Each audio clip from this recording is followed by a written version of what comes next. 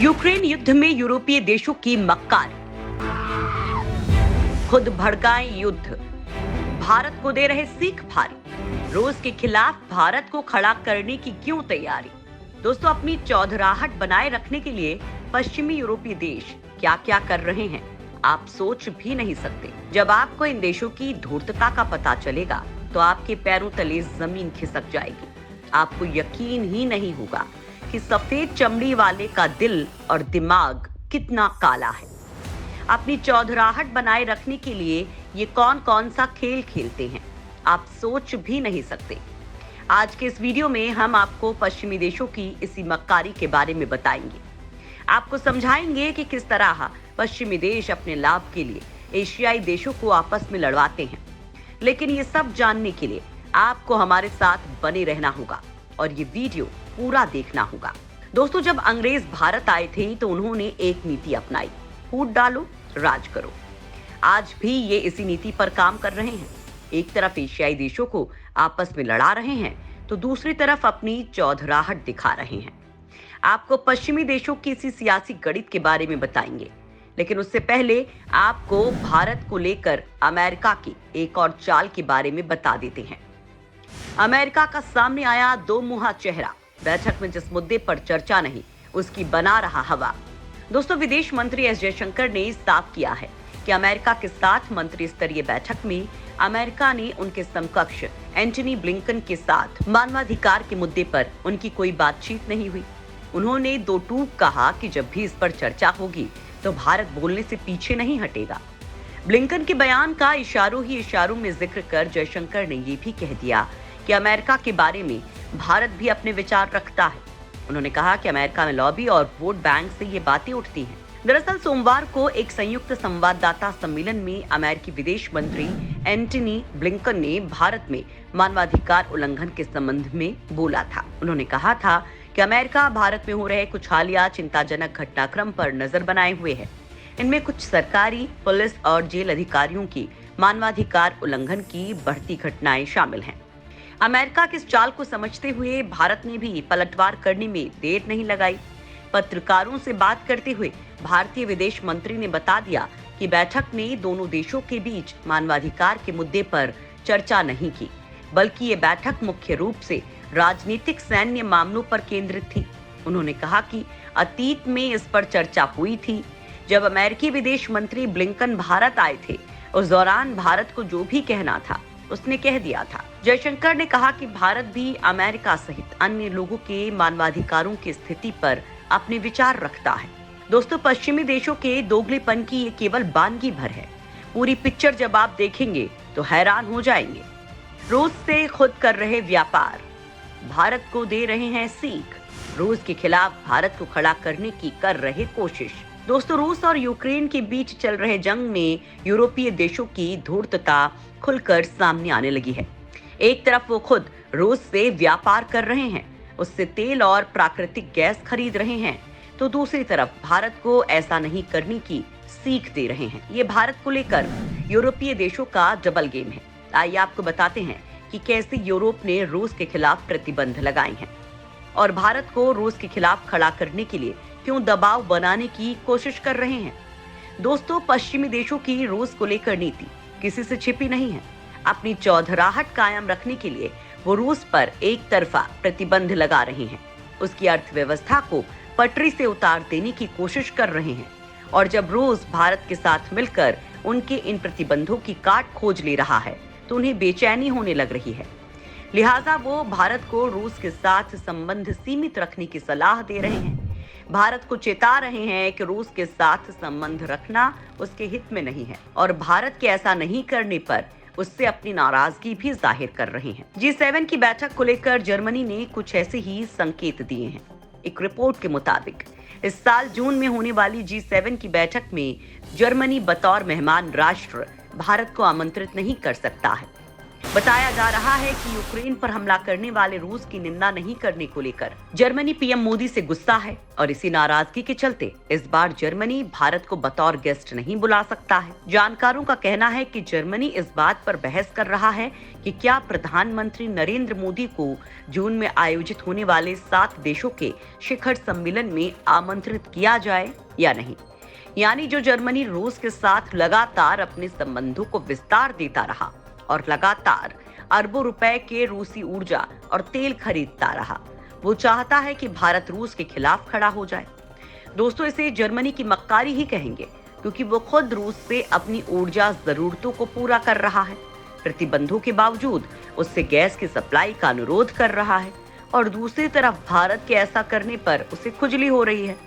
पश्चिमी देशों का यही दोगलापन बता रहा है कि उन्हें केवल अपने स्वार्थ से मतलब है, दूसरे देशों के हित उनके लिए कोई मायने नहीं रखते हैं। दोस्तों, एक वक्त था जब जर्मनी रूस से अपने संबंधों को लगातार मजबूत करते हुए अपनी ऊर्जा जरूरतों के लिए पूरी तरह उस पर आश्रित हो गया था। उस वक्त डोनाल्ड ट्रंप ने उसे आगाह भी किया था, लेकिन जर्मनी ने उनके इस बयान का मजाक उड़ाया था। अब जब यूक्रेन युद्ध चल रहा है, उस वक्त भी जर्मनी रूस से भारी मात्रा में तेल और गैस खरीद रहा है, लेकिन यही काम अब भारत कर रहा है तो जर्मनी को अखर रहा है। भारत को रूस ने खुद सस्ते तेल का ऑफर दिया है, यही नहीं उससे भुगतान अपनी मुद्रा में करने की छूट भी दी है, तो फिर भारत इसका लाभ क्यों नहीं उठाए? इसका जवाब इन देशों के पास नहीं है। अगर यही ऑफर इन्हें मिलता तो क्या ये इनकार कर देते? शायद कभी नहीं, लेकिन भारत ने इसे स्वीकार कर लिया तो इन देशों के तन बदन में आग लग गई। क्योंकि वो रूस की मुखालफत कर रहे हैं तो चाह रहे हैं कि भारत भी वैसा ही करे, लेकिन भारत ने ऐसा करने से साफ इनकार कर दिया। लिहाजा ये देश भड़के हुए हैं। शायद इसलिए जर्मनी भारत को G7 कार्यक्रम में आमंत्रित नहीं करना चाहता है। दोस्तों, ब्रिटेन और पश्चिमी देश जो इराक, सीरिया, लीबिया और अफगानिस्तान की बर्बादी के सबसे प्रमुख आरोपी हैं, वो रूस की निंदा नहीं करने वालों को मानवता का दुश्मन बता रहे हैं। ये बात भारत के गले नहीं उतर रही है। इन देशों का ऐसा करने का एक ही मकसद है, अपने राजनीतिक भविष्य को सुरक्षित रखना। इसको आप इस तरह से समझ सकते हैं कि यूक्रेन युद्ध ने न केवल पार्टीगेट घोटाले से ध्यान हटाकर जॉनसन के राजनीतिक भाग्य को फिर से जीवित कर दिया है, बल्कि रूस को कोस कोस कर बोरिस जॉनसन ने अपने राजनीतिक भविष्य का इंश्योरेंस भी करवा लिया है। लिहाजा साफ है कि पश्चिमी देश केवल अपने स्वार्थ के लिए ही रूस को बदनाम कर रहे हैं और भारत को भी उसमें शामिल करना चाह रहे हैं। दोस्तों, इस वक्त जब यूक्रेन युद्ध के मैदान में खड़ा है और वहां हर तरफ बर्बादी का मंजर है, तो भी यूरोपीय देश युद्ध खत्म करने की अपील नहीं कर रहे हैं, बल्कि युद्ध की धधकती ज्वाला में पेट्रोल डाल रहे हैं। अभी तक यूरोपीय देश के किसी भी नेता ने युद्ध में शांति की अपील नहीं की है, बल्कि ये देश लगातार जेलेंस्की को युद्ध के लिए उकसा रहे हैं, हथियार दे रहे हैं, लेकिन जिन कदमों से युद्ध रुक सकता है वो काम नहीं कर रहे हैं। और इन देशों के उलट भारत लगातार शांति की अपील कर रहा है, रूस और यूक्रेन से युद्ध नहीं करने के लिए कह रहा है, लेकिन पश्चिमी देश भारत के इस कदम में उसका साथ नहीं दे रहे हैं, बल्कि अमेरिका लगातार भड़काऊ बयान देकर रूस को उकसा रहा है। दोस्तों, यूक्रेन युद्ध के जरिए पश्चिमी देश अपने सबसे पुरानी दुश्मन रूस को भी जला देना चाहते हैं। इसलिए उन्होंने रूसी अर्थव्यवस्था को नुकसान पहुंचाने वाले प्रतिबंध लगाए हैं, लेकिन इन प्रतिबंधों से उन्हें कोई नुकसान ना हो, इसलिए स्विफ्ट के एक सिस्टम में अभी भी रूस को रखा हुआ है, क्योंकि इसी सिस्टम के जरिए यूरोपीय देश रूस को तेल और गैस के बदले पैसा भेज रहे हैं। अगर यूक्रेन युद्ध को लेकर यूरोप के मन में इतना ही गुस्सा है, तो जिस दिन हमला हुआ था उस दिन रूस की ऊर्जा आपूर्ति को लेकर पूरी तरह प्रतिबंध क्यों नहीं लगा दिया? अभी भी ये देश रूस से सस्ती कीमतों पर भारी मात्रा में तेल और प्राकृतिक गैस क्यों खरीद रहे हैं? ऐसे समय इनकी मानवता का संदेश कहां चला जाता है? क्या ये सीख केवल दूसरे देशों के लिए है? खुद के लिए कोई नियम नहीं है? क्या पश्चिमी देश अपना काम बनता की नीति पर काम करते हैं? दोस्तों, पश्चिमी देशों की नीति यही है कि एशियाई देशों को आपस में उलझाए रखा जाए, जिससे उनका दबदबा कायम रहे। आप इसे इस तरह से समझ सकते हैं कि अमेरिका और पश्चिमी देश चीन के खिलाफ भारत को प्रमुख अस्त्र की तरह देखते हैं, लिहाजा वो भारत को हमेशा से इन देशों का डर दिखाने की कोशिश करते हैं, जबकि इतिहास गवाह रहा है कि चीन के विकास का रास्ता अमेरिका ने ही खोला था।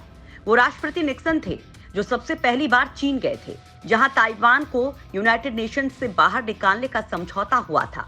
और अब यही अमेरिका ताइवान को बचाने की बात कह रहा है, जबकि ताइवान को यूनाइटेड नेशंस का सदस्य बनाने के नाम पर अमेरिका ने चुप्पी साध रखी है। ये वही अमेरिका है जिसने पाकिस्तान को अरबों रुपए के हथियार देकर भारत के खिलाफ खड़ा किया, और जब उसका काम निकल गया तो पाकिस्तान को कंगाल बनाकर उससे अपना मुंह फेर लिया। दोस्तों, दरअसल अमेरिका उस दो मुंही सांप की तरह है जिस पर कभी भरोसा नहीं किया जा सकता है। दोस्तों, अमेरिका और ब्रिटेन भारत से रूस से संबंधों को सीमित करने की बात कर रहे हैं। भारत पर रूस से हथियार नहीं खरीदने का दबाव डाल रहे हैं। पिछले एक महीने में अमेरिका के 3 उच्च अधिकारियों ने ब्रिटेन की विदेश मंत्री लिज ट्रस से कहा है कि भारत को रूसी हथियारों को बदलने में मदद करनी चाहिए।